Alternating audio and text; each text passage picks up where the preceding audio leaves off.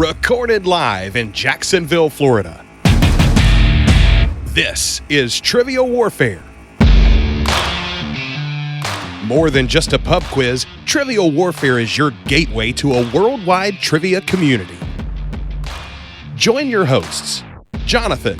Take these broken wings, it's Mr. Mister. Broken wings. Son of a bee sting. Chris. I thought it was about a tree falling. I thought it was talking about a person going down. Oh, no. Really? Yeah. Oh, no. Yeah. Oh, really? Carmela. My vodka's telling me that no, they didn't. And the answer is yes, they were in 1854. You lied to me! Ben. Jonathan was literally about to break things. He wasn't kidding. He was about to get it from his desk and destroy something valuable. And the rest of the Trivia Warfare Army for another week of fun and games. Now here's your host, Jonathan Oakes.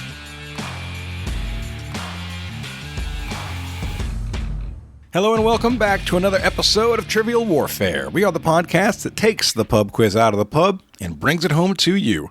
My name is Jonathan, and I am here today with Carmela Smith. Hello, Carmela. Hello, everyone.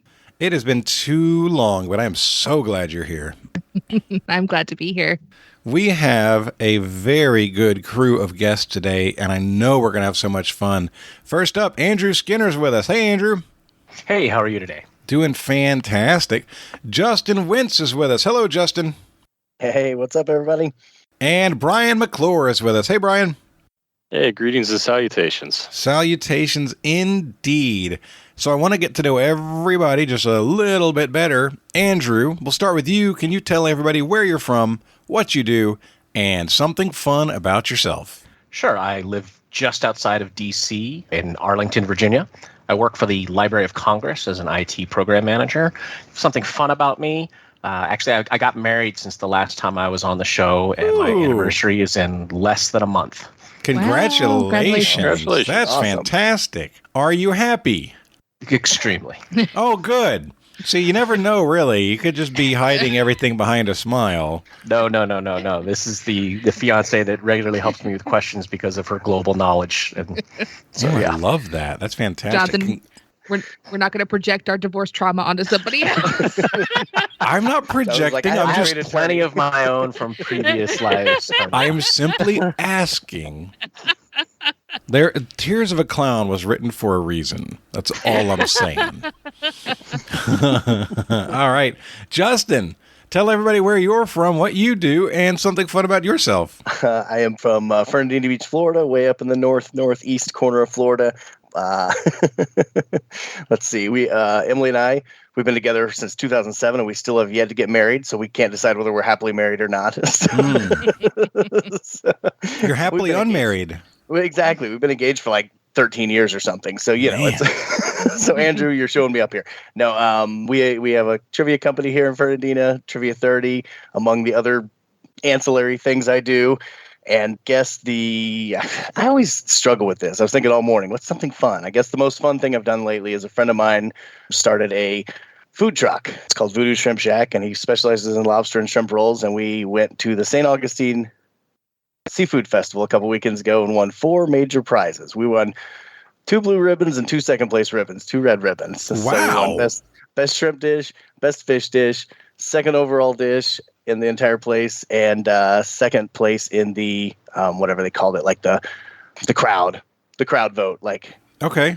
People's Choice. There you go. People's Choice. I couldn't think of the word of it. So we were pretty proud of ourselves. It's my buddy's, like, he's the brainchild of it, but I've been helping with it, and I got to plate 3 award-winning dishes. So that was All I'm saying is he needs to get like some paint on his truck that shows ribbons for the best shrimp dish, the best fish dish voted by the people's. Do all of it. Cover that thing. Absolutely. He's milking it for all it's worth. Yeah. We're going to be out for Shrimp Fest in a couple weekends, and he's going to have it slathered everywhere. Fantastic. That's awesome. Shout out to Bill Frederico, my buddy and longtime trivia player. So good job, Bill.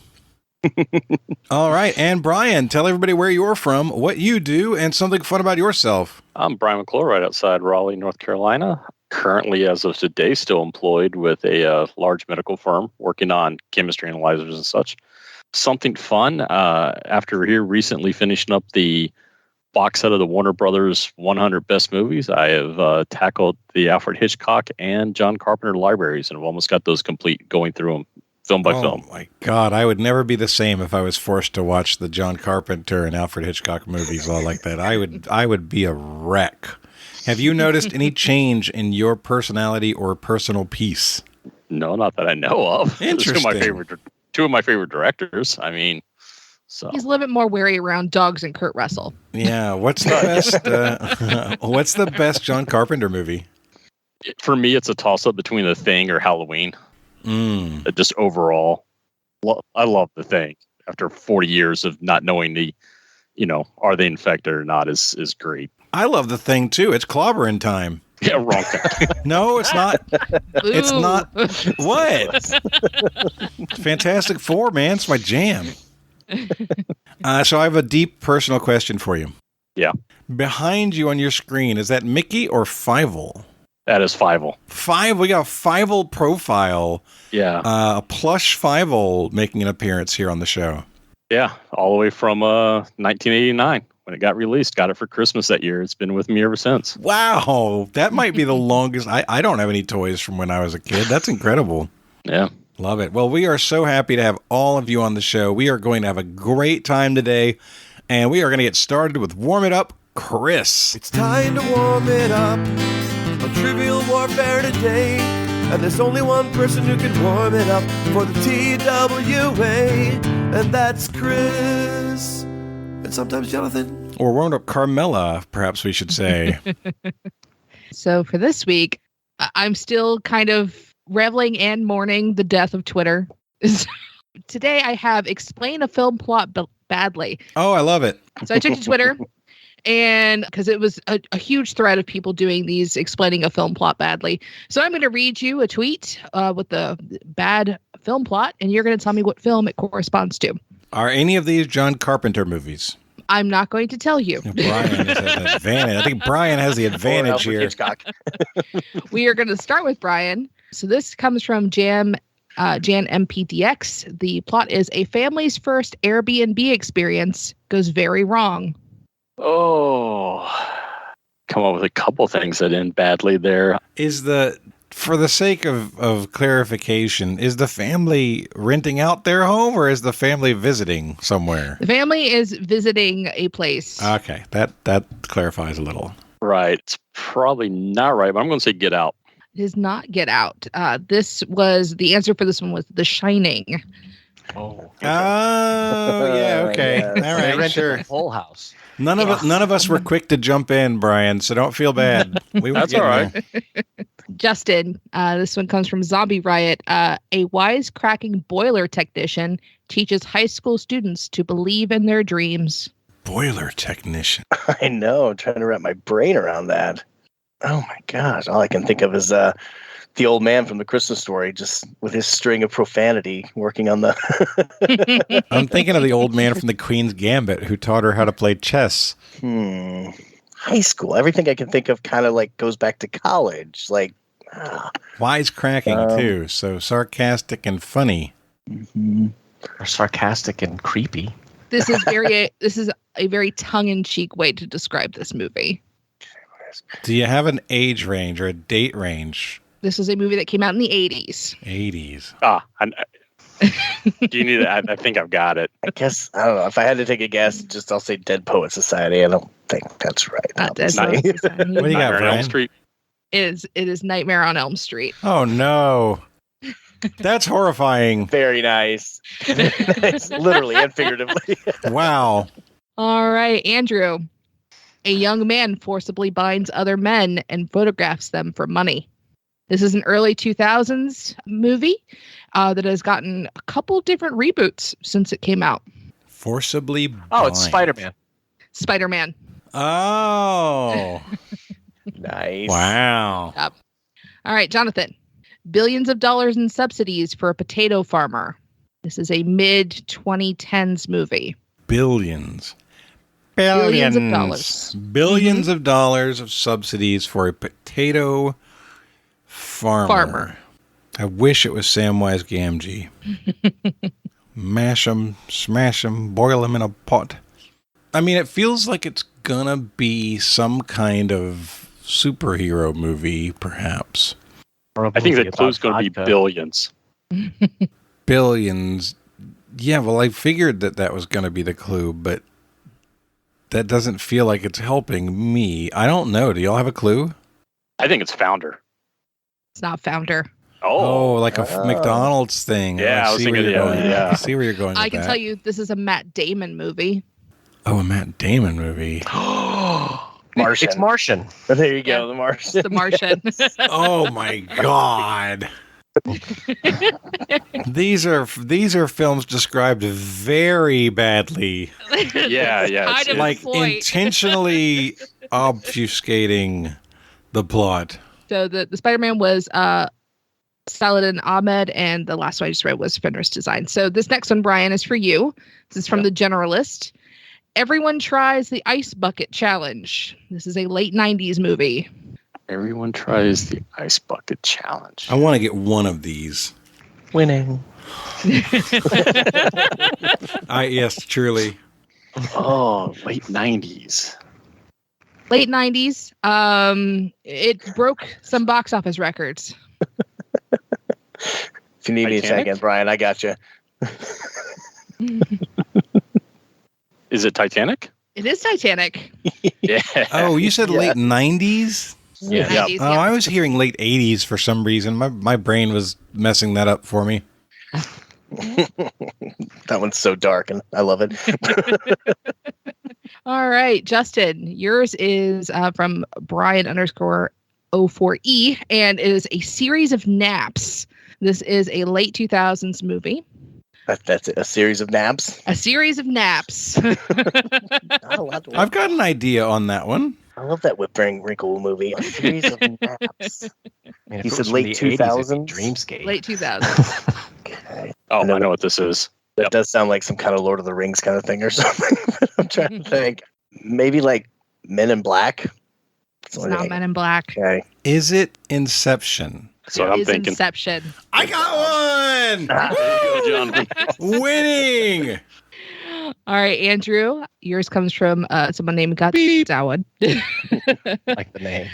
Leonardo DiCaprio wanders a frozen wasteland in search of an Oscar. Oh, that was he got it. Not Departed. He fought a bear. I know. Well, he did more than that with a bear. Ooh, Or at least excuse the you. bear did more with him. I didn't know that part of the movie. Hey, he was trying to keep warm. You make sacrifices. You live your love and old lace if it gets cold I enough. can't pull the name of this, and I know what it is. I know you know what it is. I'm like, come on. Think of a recently departed spirit that won't leave. The Reverend. I can't. Oh, you're right there, bro. That's close enough for me. The Revenant. Ugh. So close. The Reverend. He's a T-shirt. priest in that version. I have a T-shirt with a bear holding an Oscar, and it says the bear was robbed. All right, Jonathan, you get public transportation running ahead of schedule for once. Speed. This is Speed. Yes. That was pretty quick. I'm on a roll now. No pun intended. As soon as you said public transportation, I'm like, it's a bus. And that came from Scott Tobias. Brian, your next one is from, I'm not going to pronounce this person's name correctly, Arasun Salin. Group spends 9 hours returning jewelry. Group spends 9 hours returning jewelry. Is that Lord of the Rings? It's Lord of the Rings. Oh. It was almost Avengers. Exactly. Yeah. About 8 minutes and 57 or 8 hours and 57 minutes of walking. All right, Justin, this comes from Gerald Thomas. Talking frog convinces son to kill his dad. This is early 80s movie. I think that's the right year. Guess. Yeah, 1980. I guess I'm gonna go Empire Strikes Back. Empire Strikes Back. Oh, God. I thought this was going to be some twisted way to make it the Muppet movie, which is a much more That's what I was direct looking for. talking frog. Remember? I was like, who is Doc Hopper's son? Frog? You ready, Frog? All right, Andrew. This is from Maggie Sirota. Paranoid billionaire afraid of immigrant. Let me get you a year. Yeah. This is from 2016. Is it the election? Not the election. Oh, sorry. Sorry. Although it's, it was the worst movie ever made. It's afraid of so immigrant is not plural. Right. It's a singular immigrant and a singular billionaire. Thinking it's a space movie or sci-fi of some sort, but I can't pull that. Anybody else have a guess? Is it Iron Man 2? No, but you're in the right ballpark. It is a superhero movie. Is it a Batman movie? It is a Batman movie. Oh. Is it Batman Batman versus Superman? It's Batman versus Superman. There it is. There it is. I was thinking Iron Man 2 because the Whiplash, Mickey Rourke, whoever it was. Mickey Rooney. Mickey Mantle. Mickey Rooney was like real rough in that movie. It was Iron Man 2 with Mickey Mouse. Oh, no. Disney does it all. Jonathan. Yes. A guy that's alone in the forest kisses a dead body while 7 other guys watch. Snow White and the Seven Dwarfs. It is Snow White and the Seven Dwarfs. That is from Chasing Abby. All right, one more time around. I did randomize these, so it's just funny that this is the next one that came up. Bryan, you get illegal immigrant chased by feds. This is an early 80s movie. E.T. It is E.T. Good job. Good job. And that was from Mike L. Chignon. Justin, a kid comes out of the closet. This is a 2005 film. I've got a guess. If you need another hint, I will give you one. Different ways to take that description. I'll take a hint for the sake of speed. It is a literal closet. Okay, that's what I was picturing. Right in line with my first guess. Okay. I guess I know there were movies of, I'll say The Lion, the Witch, and the Wardrobe. I don't know. It is The Lion, the Witch, and the Wardrobe. Yes, absolutely. I knew there were movies of that, but I didn't know when they were, to be totally honest. Andrew, your last one comes from Dan Slott, and this is Stockholm Syndrome Works. This is an early 90s movie. Say it again? Is it Beauty and the Beast? Stockholm Syndrome Works was the clue, and yes, it is Beauty and the Beast. Good job. Nice. Jonathan, you're going to round us out with one from 5150 Wonder Bread. Bullied kid with birth defect proves people are only nice to you when they need something. This is a movie from the 60s. I mean, it seems like it's going to be about like some rich kid who had a hard start, or I mean, the birth defect could be like seeing into the future. It could be what we consider a power, but I don't know. Are y'all getting a clue here? I have a guess on this one, but go for it. What do you got? Do you want me to give you a hint? Or oh yeah, I'll take a hint. His buddy's a dentist.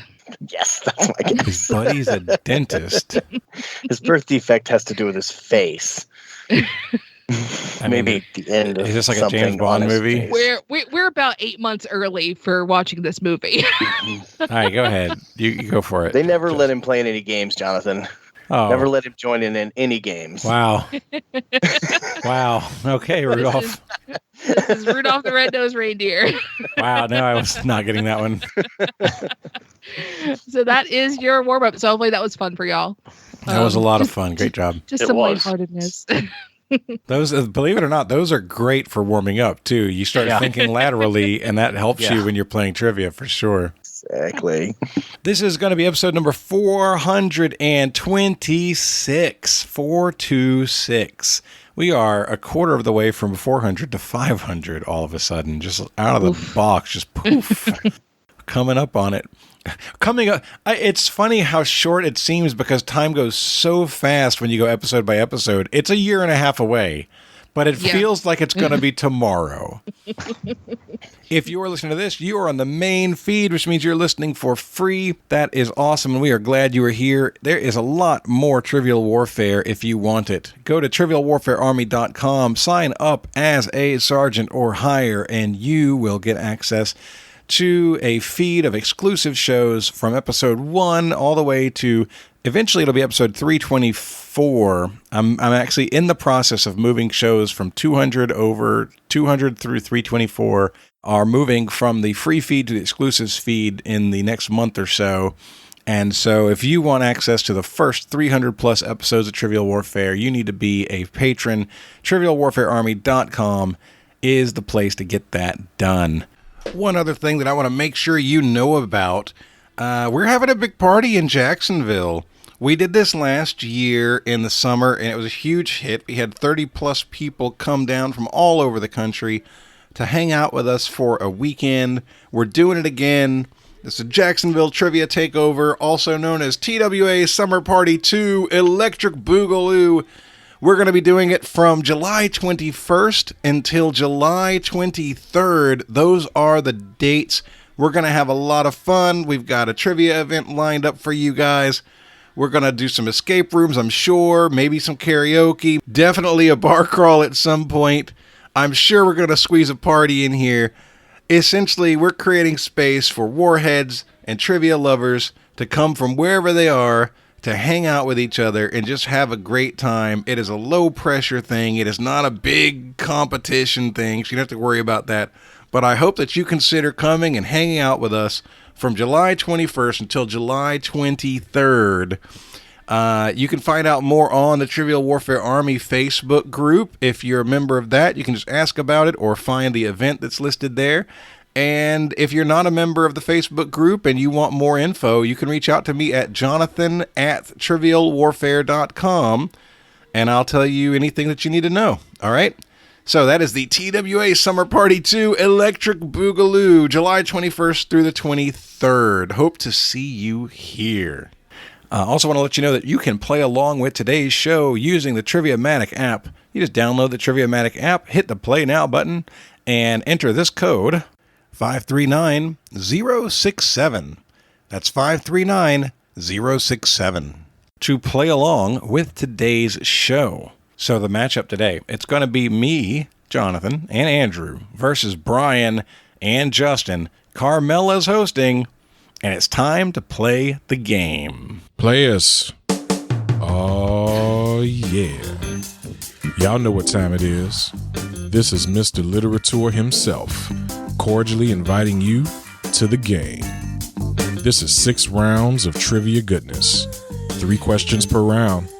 Every right answer gets you 10 points. In the middle, we'll take a pause for the cause and ask a midpoint question worth up to 20 juicy points. After round 6, you can wager any or all those points you've been building up and take a shot at the final round. It's a series of theme-based questions we call the Gauntlet. It's just that easy, baby. But this game ain't gonna play itself, players. Let's get it on. Your first category in round 1 is brought to you by Rob Warman. Thank you, Rob. That's prolific trivia writer Rob Warman. And your category is, let's start with dessert. I thought we were starting with drinking. I thought we were starting with drinking. Well, you can put all sorts of stuff in dessert.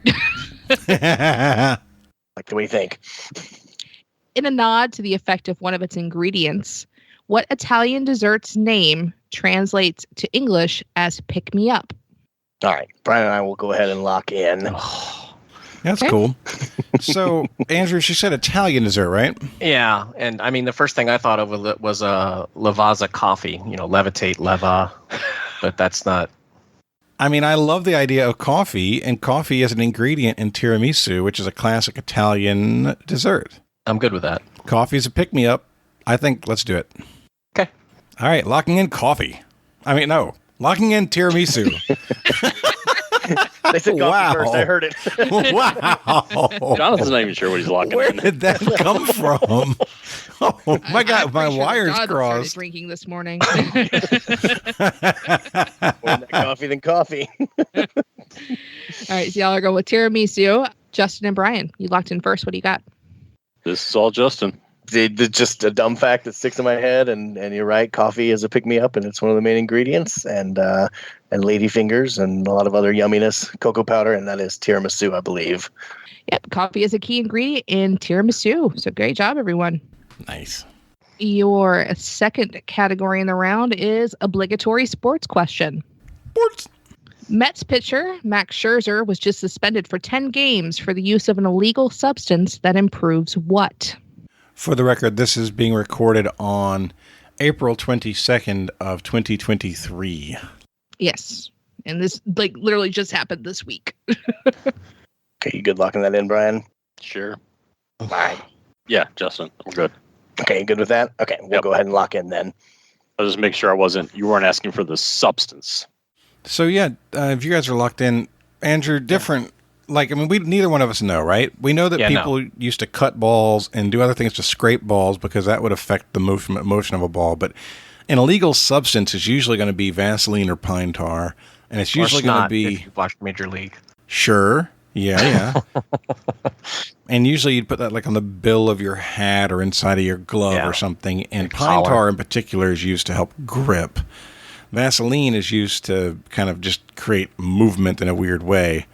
But I think grip is probably what we're going for here. Yeah, I'm going to go with grip on that. All right. We're going to say Kung Fu grip. Yes, we had a very similar conversation over here.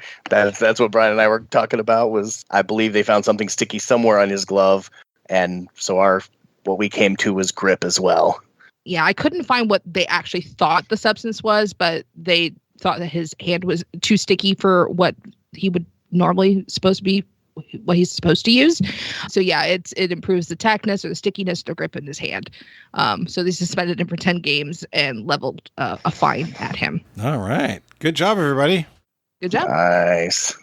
And the Mets are doing great this year, it seems like. They got a good little run going. And they've got a good grip on things.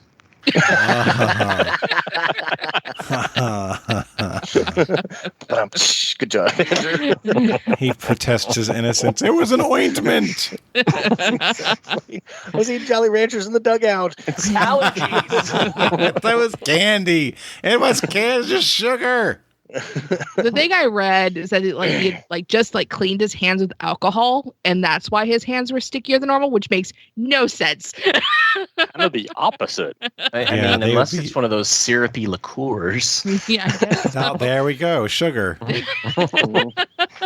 He It is just Max drank purple Scherzer. Kool-Aid. He told the umpire, "Look into my eyes. Do these look like the eyes of a liar?" And the guy was like, "I can't look into your eyes. They're so creepy. They're You ever look freaking into me his out, eyes?" man.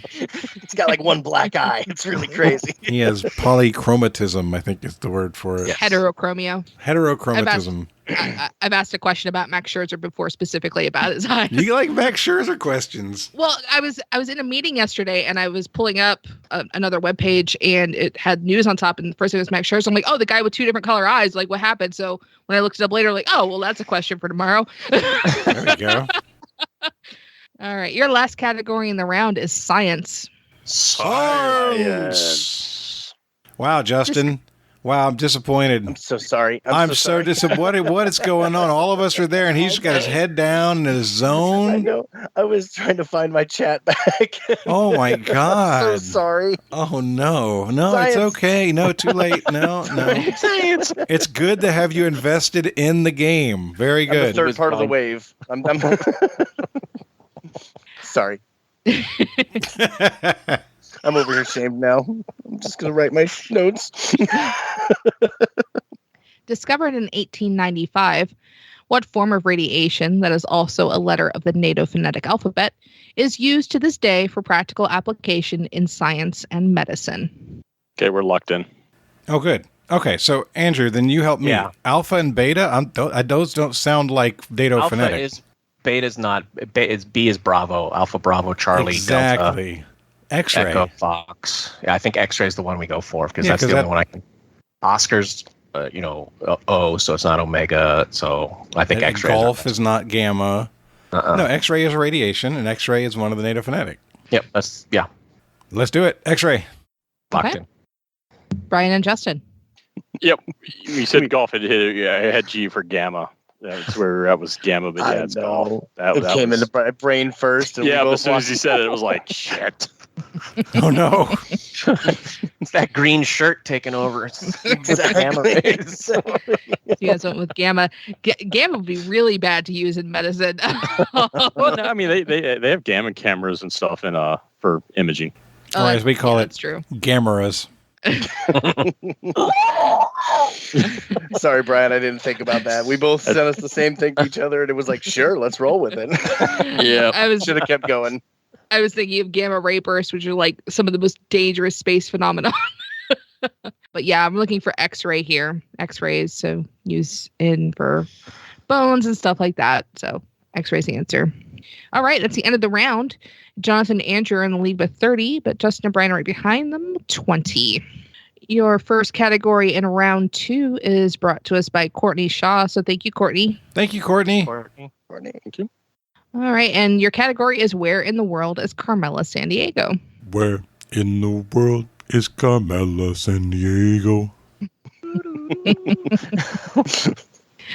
I'm down in the Florida Keys. But more specifically, I am in the key closest to the mainland, which is also the longest key. Bertie Higgins had a hit that went to number 8 on the Billboard Hot 100 in the early 80s with the same name. Where am I? How about who in the world is Bertie Higgins? Who in the world is that person, Bertie Higgins? And there's a Floridian on each team, so it's fair. Exactly. Okay, we're locked in. Yeah, Andrew, that's exactly where I was at. So Yeah. I think there's a Siesta Key. I think there's a Key Largo. Key West is the furthest south.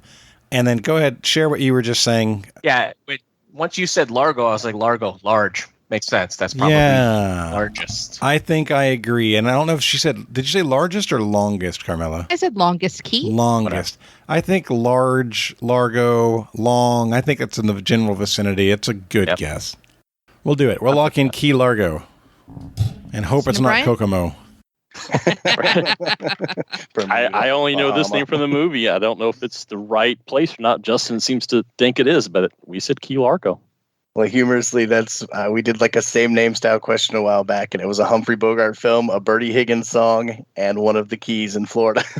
So Key Largo is definitely The Bertie Higgins song was written based off of the Key Largo movie with Humphrey Bogart. So that those two are definitely connected.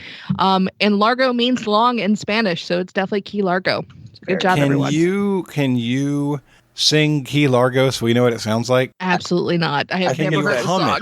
No? I can do like don't trust my singing. Yeah, let's but I hear can it. Do like it's like we had it all, just like Bogey and Bacall. We had it all, just like Bogey and Bacall. It's something like that. It's kind of Is like this yacht down rock in music? It very sounds much so, like yeah. it. Hold Probably on. is. I need It's an like audio sample. 1981. There you go. I need an audio sample. So Key Largo. Bertie Higgins is a real person. Does not look anything like I imagined a Bertie Higgins would look. It looks like Steve Winwood's like half brother or something. I mean, there are worse things. Definitely yacht rock. Oh God, Get there. it's Get to the not chorus. good. That's just. I'll stick with the movie. I mean, Bertie is a better singer than I am, but my goodness, I don't like that song. He's older than my parents. I'm a terrible singer. I almost did it justice. Your next category in the round is Cover Me. In 2004, Johnny Cash won a Grammy for the music video of Hurt, which was a cover of a song by what American rock band? Yes, 100%. We got meow meows on this one. Yep. And train Locked. whistle choo choos. Toot toots. Oh, First time I've ever gotten toot toots. I love nice. Come on, we know you've had toot toots before. Well, You worked at a food truck last week. Exactly. Andrew, Hurt, isn't that 9 Inch Nails? Yeah, Trent Reznor. Yeah, I'm down with that. Let's say 9 Inch Nails. Right, We're going to lock that in.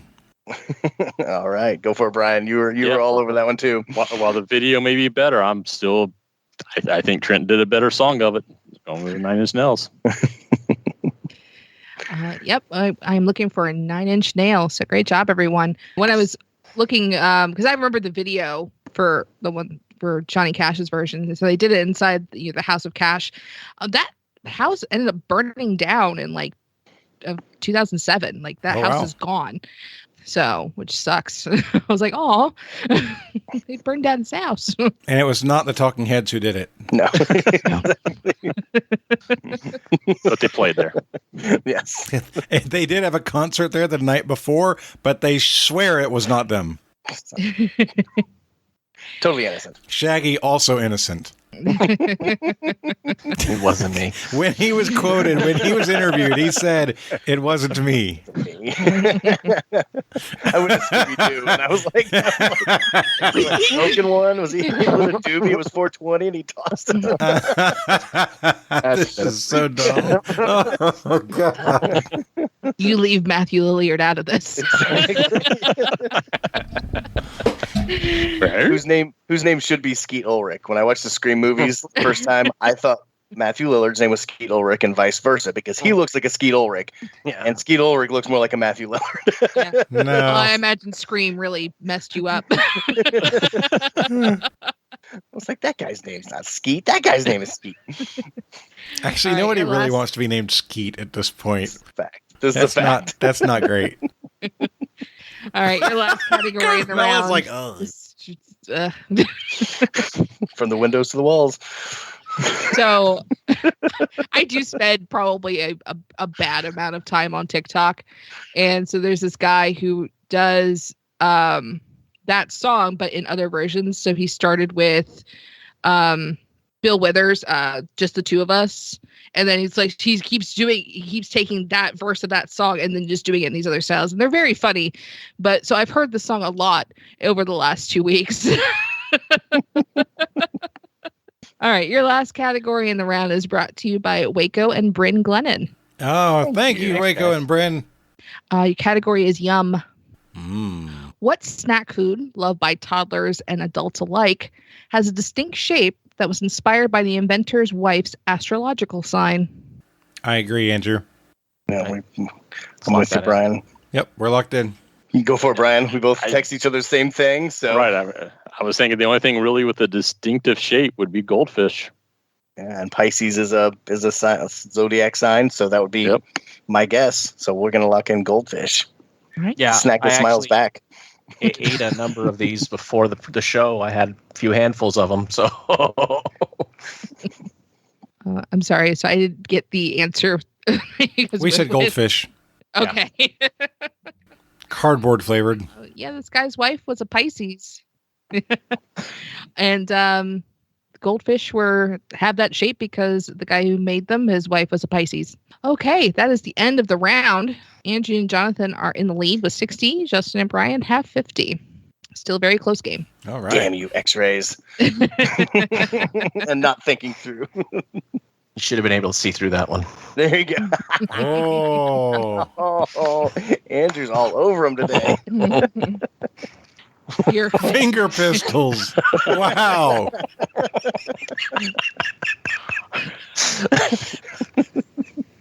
Your first category in round 3 is, and the award goes to... Oh, no. Joaquin Phoenix has been nominated for an Academy Award 4 times before finally winning in 2020 for his role in Joker. What 2000 Ridley Scott film earned Phoenix his first nomination for Best Supporting Actor? Did you say the year? 2000 Ridley Scott film. Okay, I think we can lock in. That's exactly what I was responding back to, Brian. So they're locked in, so go ahead and talk it out. Yeah, I mean, that's definitely the year. I mean, it's Ridley Scott. It's 2000. It has to be Gladiator. For playing the... I don't know. I can't remember if I remember him in anything before that, but this was definitely like the moment that he cemented in my mind as this person's name is Joaquin Phoenix, and it was Gladiator. He's been in a couple things before that, but this was probably the thing that really launched him into the mainstream. I'm looking for Gladiator. He played the corrupt Emperor Commodus in that movie. I don't remember that in The Boxers with Brian Dennehy. The 1992 Gladiator? Gladiator, yes. You're the only other person I've ever known that knows what that movie is. I saw that movie in the theater because they were giving out the soundtrack for free. Joaquin Phoenix was in Space Camp, but under his original name. Leaf, yeah. Leaf. Yeah. And what's the thing in Gladiator? Hit him at the top of the head. It's the hardest part of the body. The whole thing about it. It's like this whole byline in the movie. Yes, go watch it, Jonathan. You'd appreciate No it. thanks. I don't waste my Cuba Gooding time. Jr. Was the kid in it? Was he the guy that was in A Few Good Men that was on trial? Wasn't he one of the? Yeah, he was also James on Twin Peaks. Okay. All right. Your next category in the round is cellular evolution. Sarns. Jason. Yeah, it's adjacent. What cell phone manufacturer was the first to produce a phone with a full QWERTY keyboard? I thought you meant cellular, like cells. That's kind of the idea. But I'm talking about cell phones. Do you want the name of the company or the name of the phone brand? The name of the manufacturer. I don't think that's. It was earlier than that, Jonathan. Really? Yeah. I feel like I disagree. And my brother used to sell these. Okay, I'll defer. It sounds like you have confidence. Yeah. No, I remember because it was like I had just gotten out of the Army. I was living back in California. Yeah. Okay, go ahead and lock it in. All right. Yeah, go for it, Bryan. Texting Research in Motion BlackBerry. I just couldn't remember if they did. I know they, the whole PDA thing. Did they do phones? Yeah, I guess. I mean, we know the BlackBerry had a full QWERTY keyboard. I'm trying to think about if there's anything that came prior to that. There was like Palm Pilots and all of those silly devices in the 90s, but none of them were actual phones. That's good a guess as I got. So, I mean, I can't think of anything else that would be before that. I guess they later officially changed their name to BlackBerry, and now they're just a software company. But I guess if we're going for the manufacturer, we're going to lock in Research in Motion. Is that good? Yeah, that's okay. That's what I would say. All right, locking that in. Andrew and Jonathan. Let's see if Andrew schools us. My brother used to sell mobile devices that were kind of like edgy and weird. And I think this was a Nokia because it like slid up or folded or something and had a whole QWERTY keyboard underneath the regular screen or something. I definitely wanted to go Research in Motion, but Andrew says that he knows this.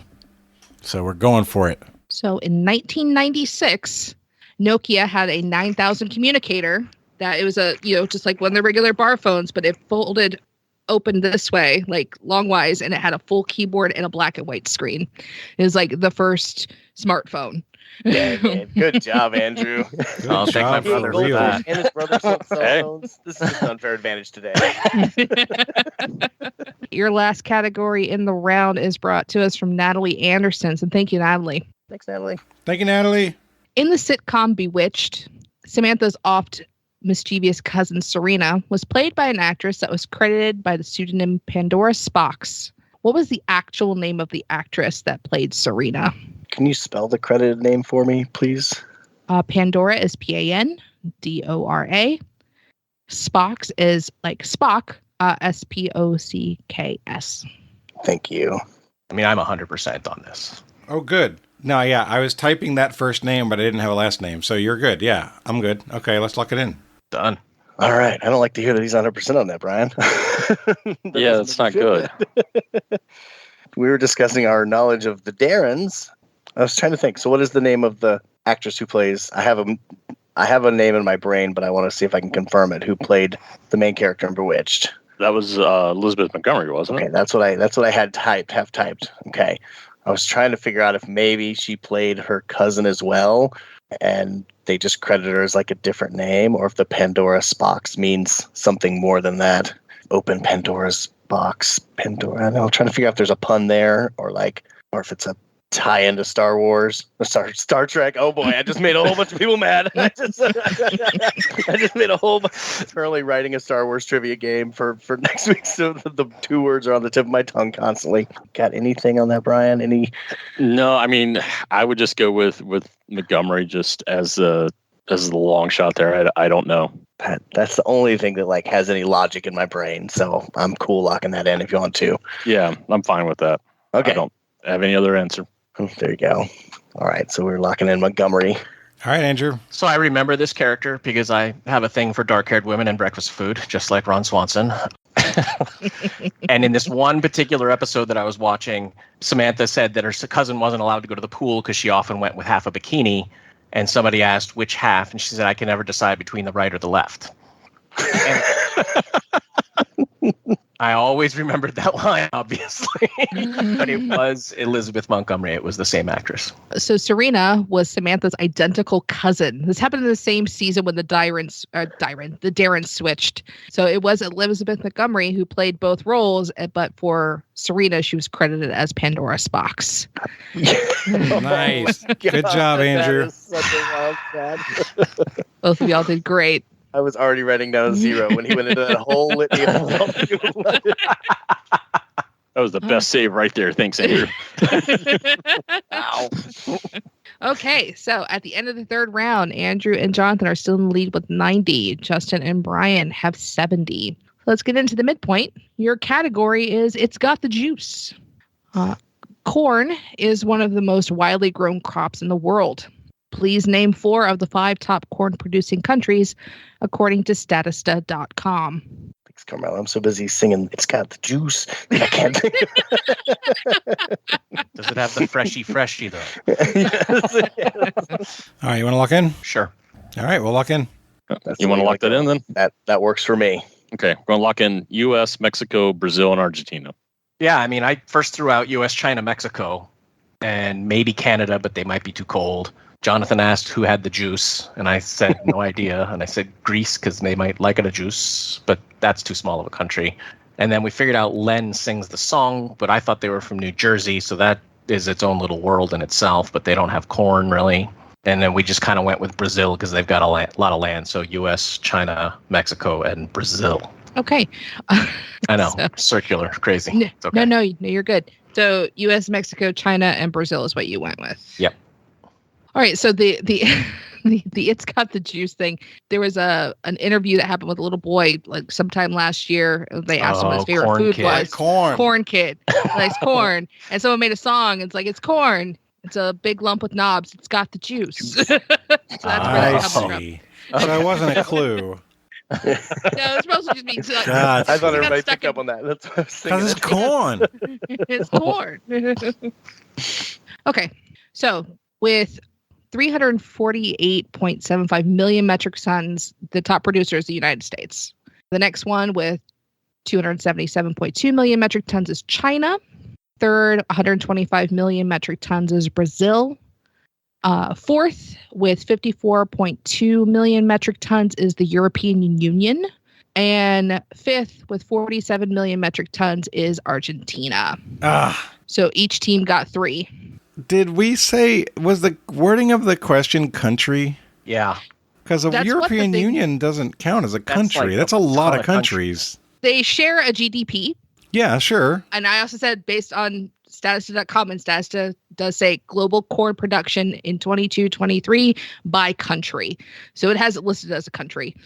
And none of you named anything in Europe, so I don't think it really matters. Well, I mean, but honestly, the reason that we avoided Europe, it is that it was all the countries are too small. But honestly, I agree. You used their logic, and that's fine. They shouldn't call the European Union a country. No. There's so many countries inside of there. Mexico is number 7, so it wouldn't, even if I took the European Union out of Mexico, wouldn't have cracked the top 5. What's number 6? India.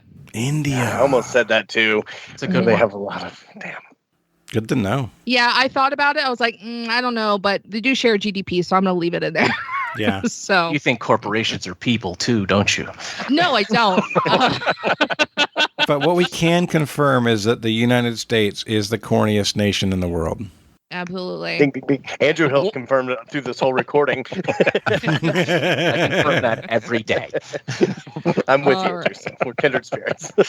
Jonathan, sorry to steer you wrong there, Justin. But that's okay. No, it was a coin toss.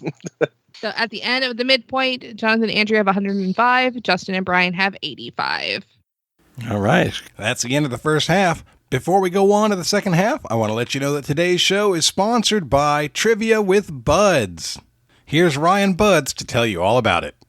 What it be, trivia lovers? It's your pal Ryan Buds, host of Trivia with Buds, a Monday through Friday pop culture podcast with episodes under 10 minutes to give your nostalgic brain a workout. With over 2,000 episodes, you're all set for fun and games on your next long flight, road trip, or weekend hangout with friends and family. Check out recent episodes on famous mullets, Dungeons & Dragons, classic cocktails, and tons more. And for info on virtual, in-person, and hybrid trivia, bingo, and game show events, go to my website, triviawithbuds.com. Cheers! Today's show is also sponsored by EveryPlate. EveryPlate is America's best value meal kit delivery service, and it is 25% cheaper than grocery shopping. It is a great value. In fact, I save money with EveryPlate off of, shopping and, more importantly, eating out. Did you know EveryPlate is 50% cheaper than your average fast casual meal? Each meal. You know what else is great about EveryPlate? They are really focused on things we care about. Here's something you may not know. EveryPlate offsets 100% of their delivery emissions to your door, and they have a 31% lower carbon footprint on average than supermarket meals of the same portion. That's amazing, y'all. On top of that, while making mealtimes easier, they have the highest quality ingredients, including sustainably sourced seafood. And it meets the Monterey Bay Aquarium seafood rankings. So this is legit good food that isn't hurting the environment. And one other thing that I want to make sure you know about, and this is super important for me personally, they have something called Big Batch Faves. That's something that's going to fill you up. And being full is a big thing for me. EveryPlate's new selection of hearty meals are perfect for folks who want to eat more. You can cook once, eat twice, and enjoy more for less with Big Batch Faves. Now is the time to give EveryPlate a try. Get $1.49 per meal. That's the price, $1.49 per meal by going to everyplate.com/podcast and entering code TWA149. This is the time. You can get started with EveryPlate for just $1.49 a meal, y'all. Get those Big Batch Faves for just $1.49 a meal. It's a great deal. Going to everyplate.com/podcast and entering code TWA149. All right, let's get on with the second half of today's game. All right, your first category of round 4 is brought to us by Drew Phillips. So thank you, Drew. Thanks, Drew. Thank you, Drew. And this is based on a book.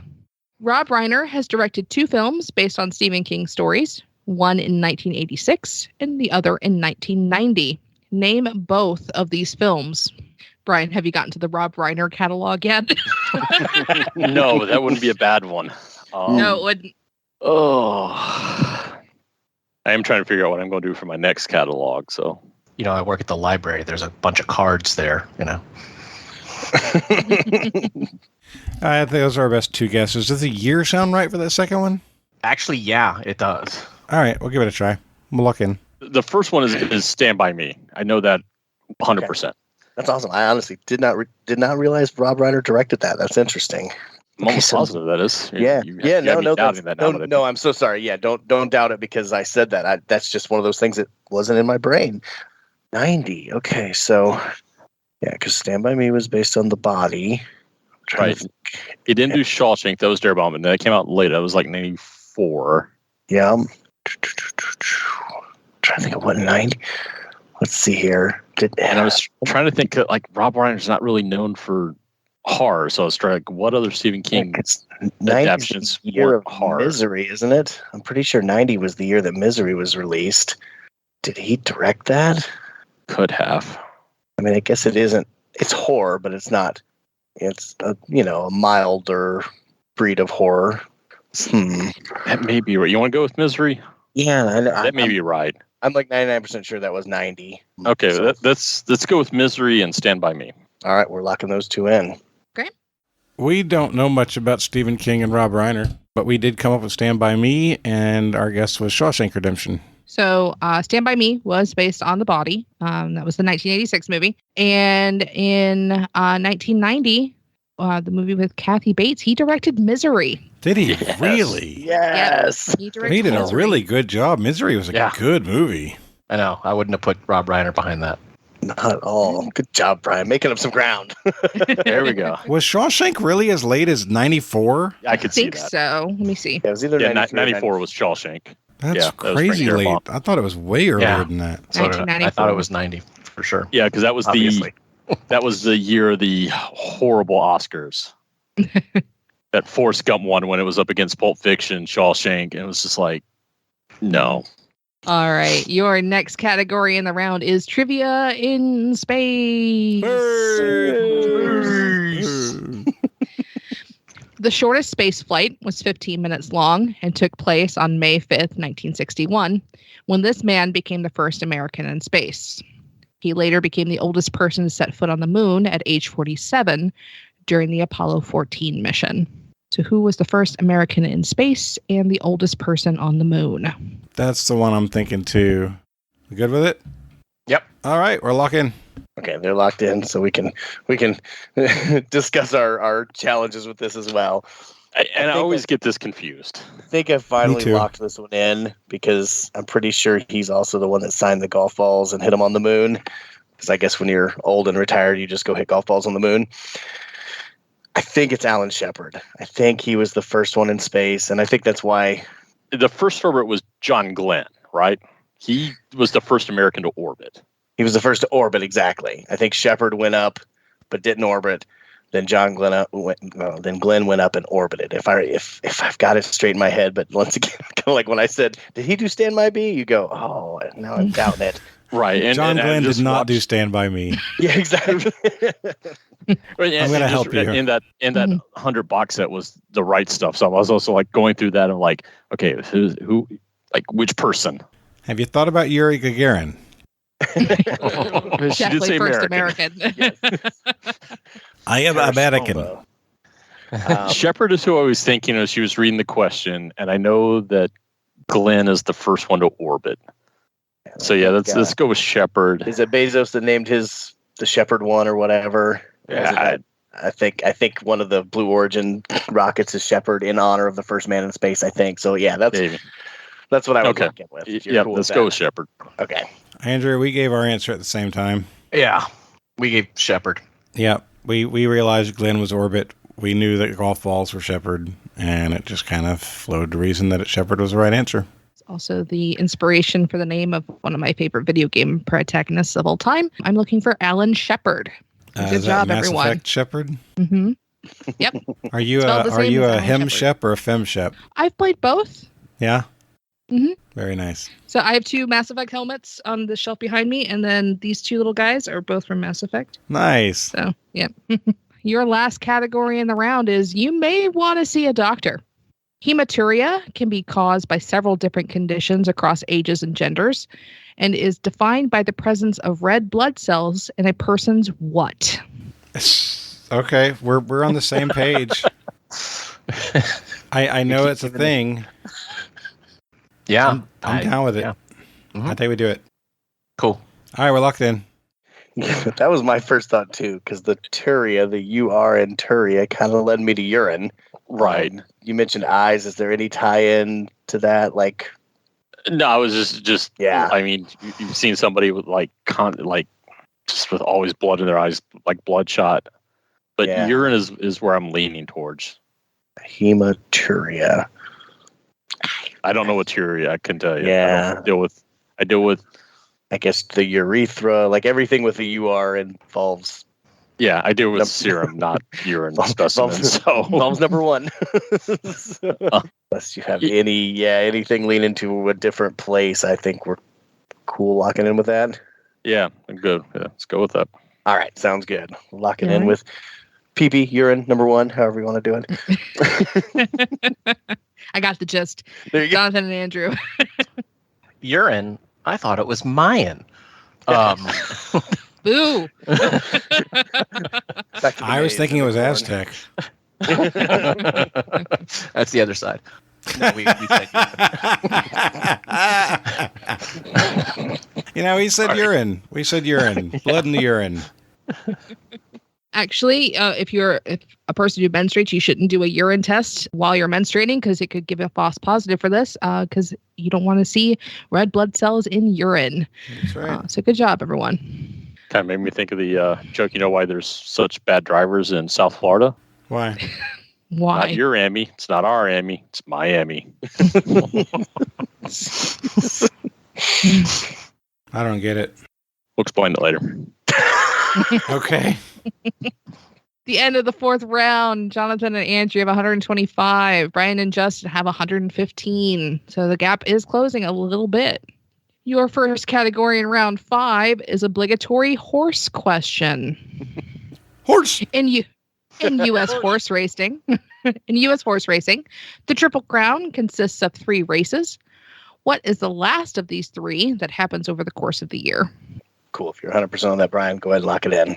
Yep, we're locked in. I thought that are you sure? Are you sure Kentucky's first? I thought it was second. Yeah. Okay. No, it's first. I lived in Kentucky for 3 years. Okay, great. So Belmont is the short one and Preakness is the long one, right? And Kentucky's in the middle, I think. I'm not sure on the lengths on that one. I mean, I don't have this as knowledge. There's been enough horse racing questions on this show that I think that there's like an acronym here where you put them in order. Yeah. KBP or KPB. I don't know. I've always heard it as Kentucky Preakness Belmont. Oh, you have? Yeah, that's how I've always. Well, then let's do that. Typed it that way. Yeah, if you've heard it in that order, that's better logic than I just feel like the Preakness might be last. But if you've heard it in the order, that's probably why it's in the order. Yeah, I've always heard it in that order. Let's do that. Let's say Belmont. Justin Bryan. Living in Louisville for about 12 years. Kentucky Derby's in the first one. Preakness is in Maryland in second. Belmont's in New York, and this is the third. All right. So it does go Kentucky Derby, Preakness, and then Belmont Stakes. However, in 2020, for the first time in the Belmont Stakes history, it actually had to be first in the 3 because of COVID-19. But in general, it is the last one. Both teams full credit. Good job. KPB. Yeah, I think that, the Derby ran September, October that year. Yeah, so it was way late. Yeah, 2020 was just an odd year. People had a lot of time to work on their hats, though. I bet the hat game was strong. Yeah, Belmont they actually shortened Belmont, the actual race length, and it had no audience at all. And it ran first. So it was a strange year all around for the Triple Crown. Your next category is what's in a name? Name. Letters. Sounds. Hopes and dreams. Words. All right, you chuckle. Done? I guess. Come on. At least for people, Chucks. Don't make us chuckle. That ain't right.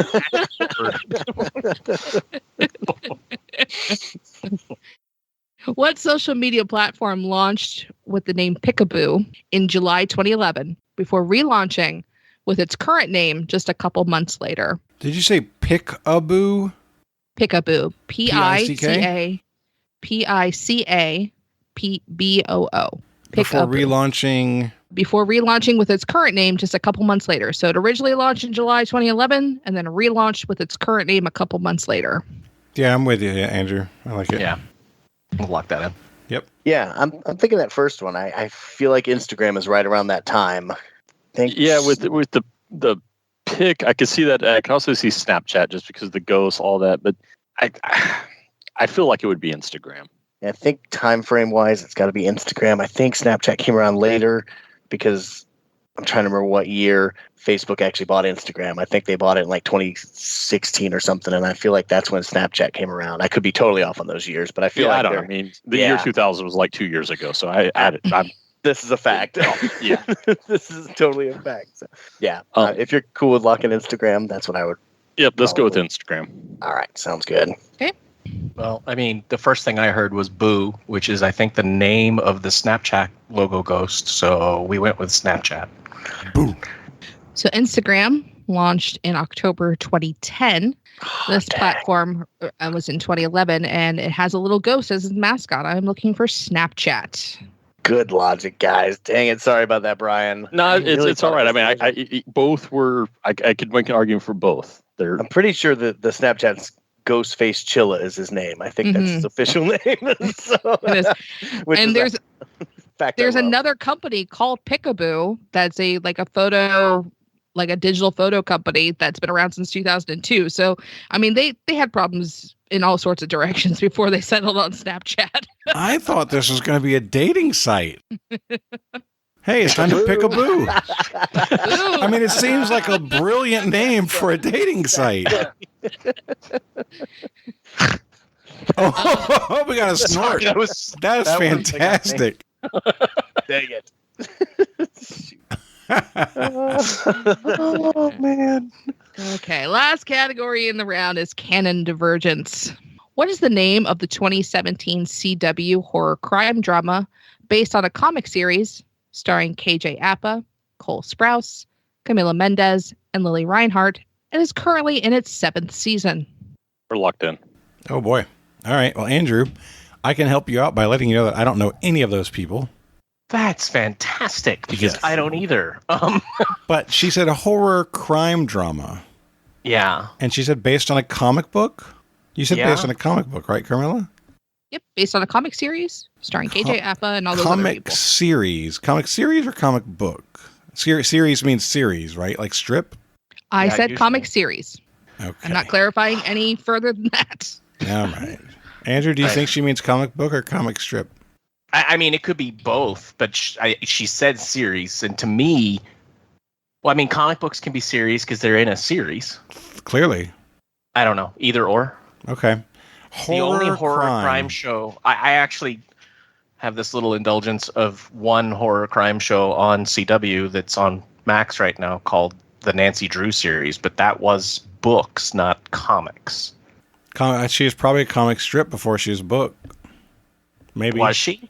I know. don't know any of the actors' names in the show. Bro, you got a horror crime thing? I think On we go with CW. it. Yeah, no, I'm fine I think with we go with it. Is it 7 seasons? I think it's like 3, so no.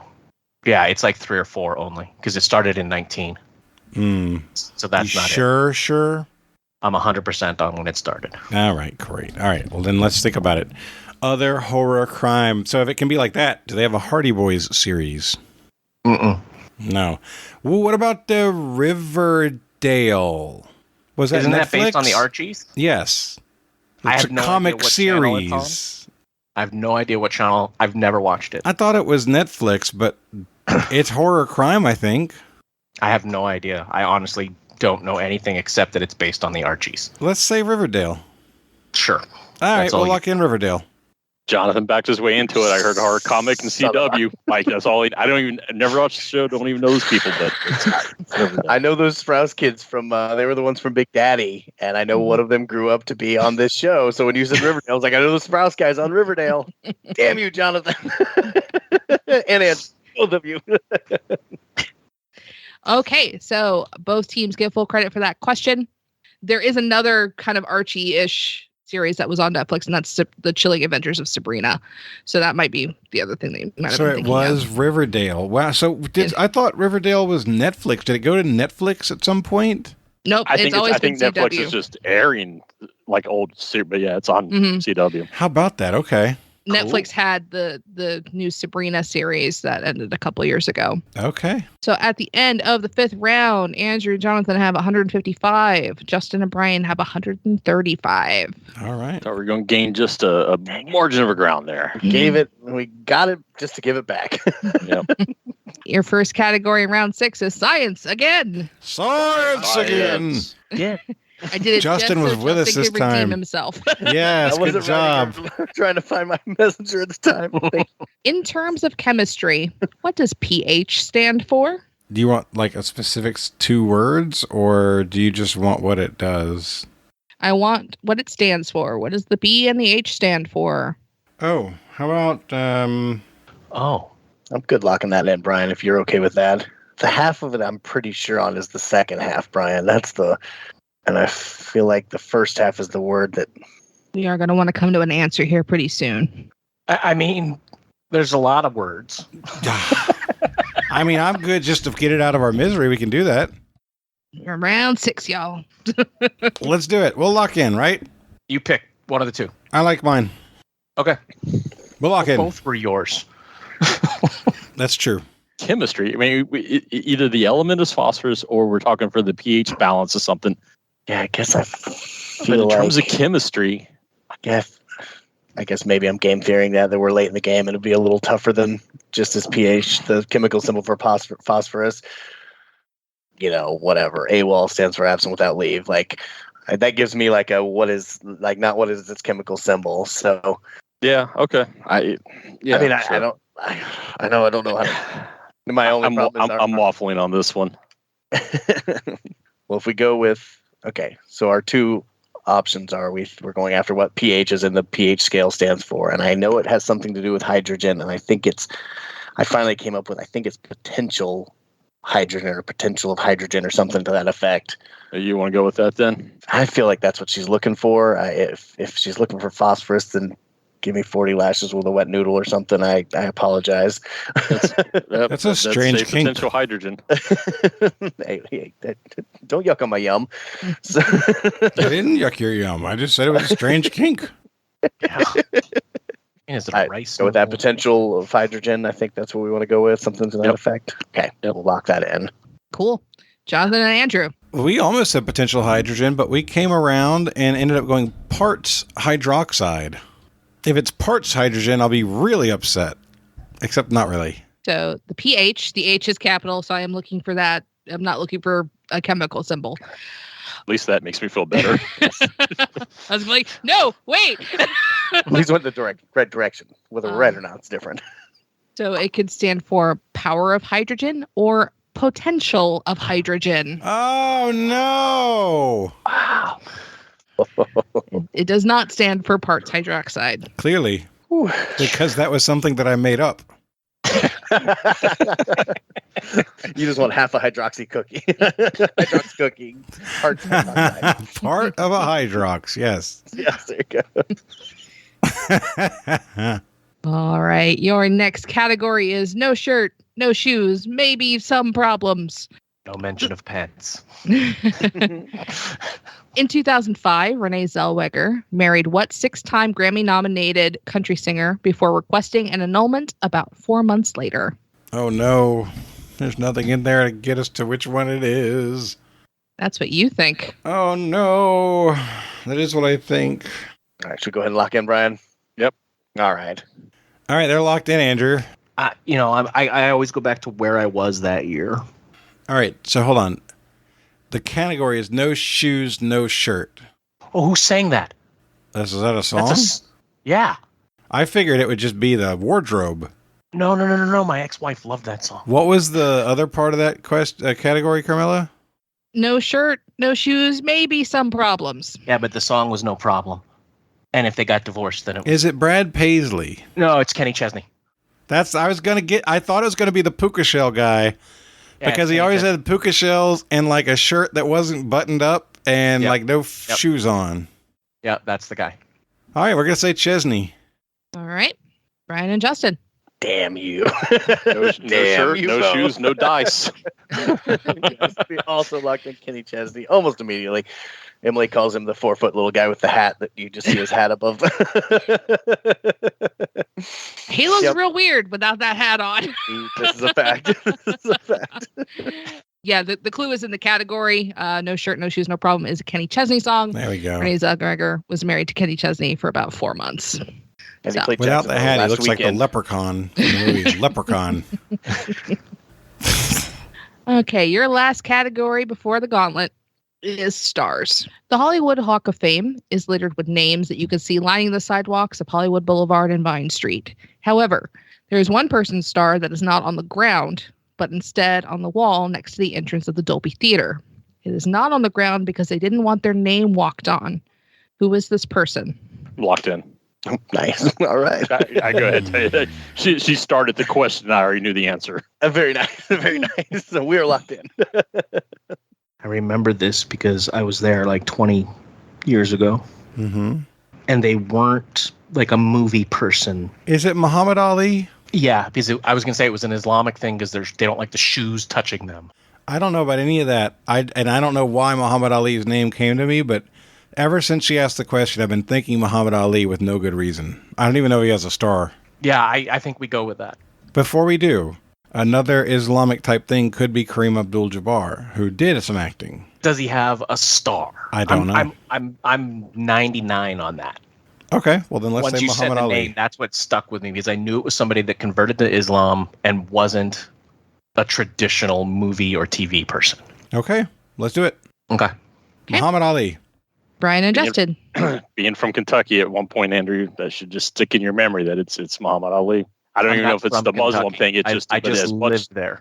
Yeah, as much trash talking as he did, that was also part of the reason. Yeah. So in the interview, he said that since he bears the name of a prophet, he could not allow people to step on it. And it is Muhammad Ali. So it is on the wall instead. So good job, everyone. Very cool. All right. So that brings us to the end of the regular game. So going into the gauntlet, Jonathan and Andrew have 175. Justin and Brian are right behind them with 165. Andrew, we pulled a lot of questions out of in this game. Yeah, for sure. I mean, if I was Brian and Justin, I'd be really irritated with us. I'm pretty sure they might be. I'm pretty sure they are. Yes. I mean, but it goes both. Like Andrew's pulled the Jonathan of like the Kenny Chesney one. Like, oh, this, yeah, yeah. I mean, literally half of these questions we didn't know the answer to, and somehow we have 100 and whatever. Yeah. I thought for sure we were going to go into the gauntlet tied. He puts Ali 1,000%. I'm like, all right, we got this. Damn it if you guys didn't come up with Ali. Don't even know why. I don't know why either. I knew it was a Muslim thing. Right, your gauntlet category is apple of my eye. All right, our wagers locked in. We're locked in. Okay, cool. So your first question in the category of apple of my eye. In the various Real Housewives series on Bravo, the housewives are often portrayed all holding the same object in the opening credits, such as all of the Orange County cast holding oranges. Which Real Housewives cast held apples in their credits? Both said the same thing. Justin's. Yeah. Let's lock it. We're going to lock in. Okay, your next question. In Greek myth, Hippomenes used 3 golden apples in order to win a foot race against which huntress and disciple of Artemis to obtain her hand in marriage? Okay, well then that's my guess. We'll lock in. Okay, I think we just locked in right at the same time. Yep. If you're good with that, Brian, you cool? Yep, I'm good with that. Cool, you guys are locked in. And your last question in the gauntlet. Apple is the name of the daughter born in 2004 to a quote-unquote wellness guru and the frontman of a Grammy-winning English rock band. Name Apple's famous, if often mocked, parents. All right, we're good with that. Sweet, we are locked in as well. Okay, we'll lock that in. Okay, go back through and you guys will give me your answers. In the Real Housewives series, which cast were the ones that held the apples, Jonathan and Andrew? We're hoping that this is Real Housewives of New York City. New York! Justin and Brian? You want to go with that one, Brian, or you want me to? Go ahead. Yeah, we also said Real Housewives. We just said Real Housewives of New York. I don't know if there was a differentiation between New York and New York City. To be honest, we wrote New York. So yeah, Real Housewives of New York is what we locked in because of the Big Apple tie-in. In Greek myth, Hippomenes used 3 golden apples to win a foot race against which huntress and disciple of Artemis? Justin and Brian. This was all Justin on this one. This is just a name that sticks in my brain because it's very close to the city of Atlanta. I think it's Atalanta, Atalanta, I believe is her name. I know there's something to do with a foot race and mythology. So Atalanta was our answer on that one. Okay. Jonathan and Andrew. I deferred. Yeah, I cannot remember. I feel like I have heard this. We went with Callisto. I do feel like Callisto is somebody related to Artemis and hunting and whatnot. So we went with Callisto. I loved her in Ally McBeal. She was awesome. Good character in the X-Men, too. Okay. And then finally, Apple is the name of daughter of what quote-unquote wellness guru and frontman of a Grammy-winning English rock band? Jonathan and Andrew. We picked up Paltrow really quick and then went back and forth trying to figure out the names. Jonathan pulled out Tom York. I thought the guy's name was Chris. Then we figured out it was Coldplay, and we landed on Chris Martin. Okay. And Gwyneth Paltrow. Okay. And Brian and Justin. Justin's a faster type for me, and as long as we have our steamed eggs around to clean body parts, we could go with Gwyneth Paltrow and Chris Martin. I just wonder what Apple thinks of that candle. Is it reminiscent for Apple? Well, gross. You know what I'm talking about. You know what? I do know what you're talking about. It's not, the body part is not gross. The concept of it is gross to me. There you go. I just don't know anybody whose vajayjay smells like sandalwood, all right? I do appreciate her homage to it, though, in that Uber Eats commercial where she took a bite of it and she's like, interesting. Not bad, but interesting. Okay, so going to the answers now. We'll start with the one that you fully agreed on. Apple's parents are indeed Gwyneth Paltrow and Chris Martin. The housewives that held the apples, they're the Real Housewives of New York. I would have had to make a decision about city. But the huntress in question is not Callisto. It is Atlanta. Whoa! Nice. Good, Justin.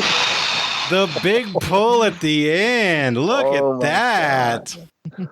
Holy moly. What? So I know what the wagers are. But, yeah, we wagered 9 because we weren't confident. We felt like we were due to have a miss. So we finished with 166. Yep. What did you wager? Go for it, Bryan. And we wagered 11.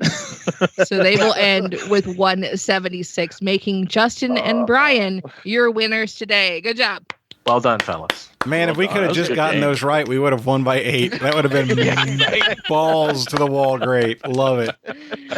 Great game. So good. Yeah, because I was thinking, like, if you try to double us, I mean, you could lock us out by double, you know, but it was like, I don't know, or just a random wager on our part. So we had pulled so many questions out of the thin air. It was like, there's no way we're going to get all these right. We're due to be wrong. Well, it only made sense that you even pulled Chris Martin out there at the end. Like, exactly.